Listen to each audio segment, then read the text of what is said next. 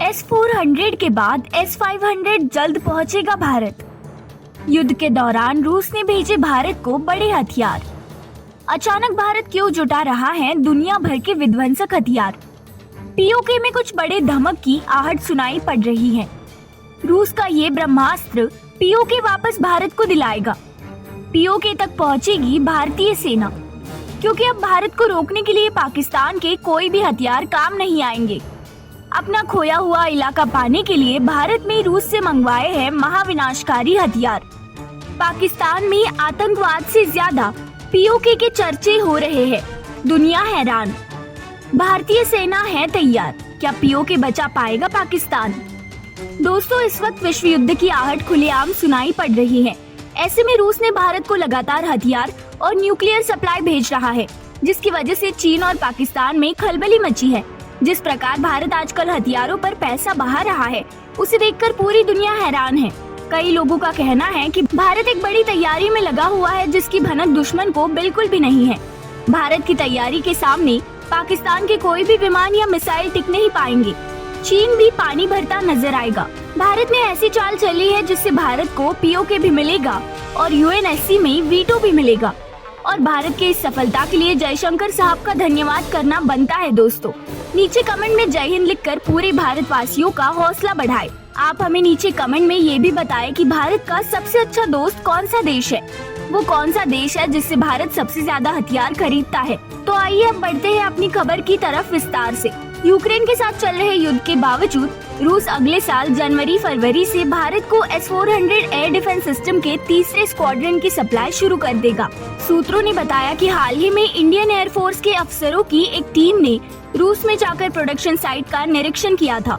मिली जानकारी के अनुसार S-400 के पहले 2 स्क्वाड्रन को देश की उत्तरी और पूर्वी इलाकों में तैनात किया जा चुका है और हवाई अभ्यास भी हो चुकी है। S-400 अलग अलग रेंज की अपनी मिसाइलों से दुश्मन की बैलिस्टिक और क्रूज मिसाइलों, लड़ाकू विमानों और 400 किलोमीटर तक की दूरी पर उड़ने वाले मानव रहित हवाई वाहनों को भी तबाह कर सकती है। भारत ने 3 साल में रूस से S-400 एयर डिफेंस मिसाइलों के 5 स्क्वाड्रन हासिल करने के लिए 35,000 करोड़ रुपए से ज्यादा की डील की है। सभी यूनिट्स की डिलीवरी अगले साल के अंत तक पूरी होने की उम्मीद है। S-400 को भारतीय वायुसेना द्वारा एक गेम चेंजर माना जाता है, जिसने पिछले कुछ वर्षों में स्वदेशी MR-SAM और आकाश मिसाइल सिस्टम के आगमन के साथ इजरायली स्पाइडर मिसाइल प्रणाली के साथ वायु रक्षा क्षमताओं के मामले में खुद को बड़े पैमाने पर मजबूत किया है।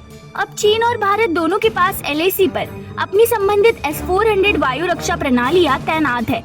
मिसाइलों की तैनाती की योजना इस तरह से बनाई गई है कि चीन के साथ भारत का उत्तरी से लेकर पूर्व तक का पूरा क्षेत्र कवर किया जा सके।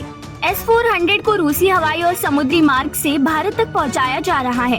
भारत और रूस जल्द ही यूपी के अमेठी में AK-203 असॉल्ट राइफलों के संयुक्त उत्पादन पर भी काम करने जा रहे हैं।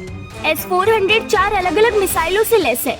ये पावरफुल सिस्टम 40 किलोमीटर से लेकर 400 किलोमीटर की दूरी तक दुश्मन के एयरक्राफ्ट या मिसाइलों को तबाह करने की क्षमता रखता है।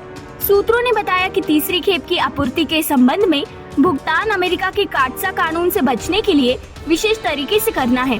पहले 2 खेपों की आपूर्ति के दौरान भुगतान के इस पहलू को सुलझाने के लिए कौन से चैनल का प्रयोग किया गया है, अधिकारियों ने इसका खुलासा नहीं किया है। दरअसल अमेरिका ने 2017 में काटसा एक्ट के तहत प्रतिबंधित देशों के साथ व्यापार करने वाले देशों के खिलाफ भी प्रतिबंध लगाने का कानून लाया था। इस एक्ट के तहत अमेरिका के कथित दुश्मन रूस, ईरान, वेनेजुएला और उत्तर कोरिया जैसे देशों से व्यापारिक संबंध रखने वाले अन्य देशों पर यह एक्ट प्रभावी होता है। इस कारण रूस से लगातार हो रही रक्षा डील के भुगतान में बाधा पैदा हो रही है, क्योंकि वैश्विक मुद्रा डॉलर में रूस को अब भुगतान नहीं किया जा सकता है। इसीलिए भारत और रूस ने मिलकर बीच का रास्ता निकाला है। मिली जानकारी के अनुसार भारत अपने सारे भुगतान रुपयों में ही कर रहा है। इससे काटसा एक्ट से भी बचा जा सकेगा। वैसे भी भारत को अच्छे से पता है कि अमेरिका भारत पर सैंक्शन लगाने की भूल कभी नहीं करेगा, क्योंकि आज साउथ एशिया में अमेरिका के लिए भारत ही एकमात्र मजबूत सहारा बचा है। इसी वजह से डोनाल्ड ट्रंप ने अपने कानून में संशोधन करके भारत के लिए स्पेशल नियम बनाया था और कहा था कि जो देश रूस से काफी पहले से व्यापार कर रहे हैं, उन पर काटसा के नियम लागू नहीं होंगे। बीते कुछ सालों में भारत ने रूस के प्रतिद्वंदी अमेरिका के साथ ही फ्रांस सहित यूरोपीय देशों से भी हथियार हासिल किए हैं। इसके बावजूद अभी भी भारतीय वायुसेना और आर्मी में रूस से हासिल की गई 50% से अधिक युद्ध प्रणाली है। विशेषज्ञों की मानी तो भारत अपनी सुरक्षा को बेहद पावरफुल बना रहा है ताकि वो जल्दी अपने खोए हुए एरिया को वापस ले सके। आप सभी को पता है कि भारत पीओके और अक्साई चीन को पाने के लिए लंबे समय से प्रयास कर रहा है, लेकिन जब भारत के पास S-500 मिसाइल डिफेंस सिस्टम आ जाएगा तो हम बेहद आसानी से अपने खोए हुए जमीन को वापस पा सकेंगे। जी हाँ दोस्तों, ठीक सुना आपने। ऐसा माना जाता है कि आने वाले समय में भारत रूस से S-500 भी खरीद सकता है, जो S-400 से कई गुना ज्यादा शक्तिशाली है। जानकार बताते हैं कि S-500 लगभग 600 किलोमीटर की दूरी पर स्थित सैटेलाइट को भी मार गिरा सकता है। इसके साथ ही S-500 कई आधुनिक और ऑटोमेटिक तकनीकों से लैस है। इसके रडार से हाइपरसोनिक मिसाइलों का भी बचना नामुमकिन बताया जाता है। चीन भी रूस के S-500 को पाना चाहता है, लेकिन कुछ नियमों के कारण उसे चाहकर भी नहीं मिल पाएगा। वहीं दूसरी तरफ S-500 पाने के बाद भारत पूरी साउथ एशिया में एयर डिफेंस सिस्टम का माफिया बन जाएगा, जिसके सामने चीन कहीं नहीं टिक पाएगा। पाकिस्तान तो अभी बहुत छोटा बच्चा है। ये बात बिल्कुल सत्य है कि आजकल चीन और रूस की दोस्ती जग जाहिर है और ये भारत के लिए भी चिंता का विषय है, क्योंकि भारत जो हथियार रूस से खरीदता है, ठीक वही हथियार चीन भी रूस से खरीद लेता है। पिछले कुछ साल में अमेरिका के साथ बढ़ते तनाव के कारण रूस और चीन काफी तेजी से एक साथ आए हैं। चीन और अमेरिका में भी कई मुद्दों पर तनाव चरम पर है। इसमें ताइवान, साउथ चाइना सी, तिब्बत और उइगर जैसे मुद्दे शामिल हैं। वहीं अमेरिका और रूस तो शीत युद्ध के जमाने से एक दूसरे के जानी दुश्मन हैं। लेकिन दोस्तों, रूस का S-500 चीन को आसानी से नहीं मिल पाएगा। इसके पीछे कुछ महत्वपूर्ण कारणों पर ध्यान देना पड़ेगा।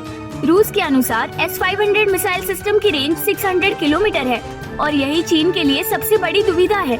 600 किलोमीटर के अंदर ये मिसाइल सिस्टम दुश्मन के किसी भी लक्ष्य को पहचान कर नष्ट कर सकता है, लेकिन मिसाइल टेक्नोलॉजी कंट्रोल रिजिम यानी कि MTCR के कारण रूस चाहकर भी इतनी दूरी तक मार करने वाले इस सिस्टम को चीन को नहीं बेच सकता है। इस कानून के अनुसार अगर कोई देश MTCR का सदस्य नहीं है तो उसे 300 किलोमीटर से दूर की तकनीकी वाले मिसाइल, ड्रोन या बम नहीं बेचे जा सकते हैं। चीन MTCR का सदस्य नहीं है और इसी कारण वो कितनी भी नाक रगड़ ले S-500 नहीं खरीद पाएगा, जबकि वो दूसरी तरफ भारत MTCR का मेंबर है और भारत इस मिसाइल डिफेंस सिस्टम को बेहद आसानी से खरीद सकता है।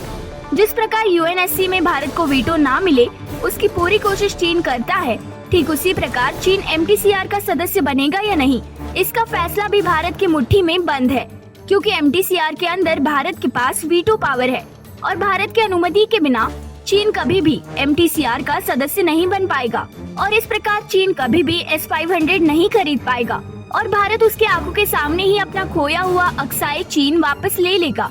ठीक उसी प्रकार हम POK पर भी विजय पा सकेंगे। दोस्तों, यही से ये बात सामने आती है कि आने वाले समय में चीन MTCR में सदस्य बनने के बदले में भारत को UNSC में वीटो पावर भी दे सकता है।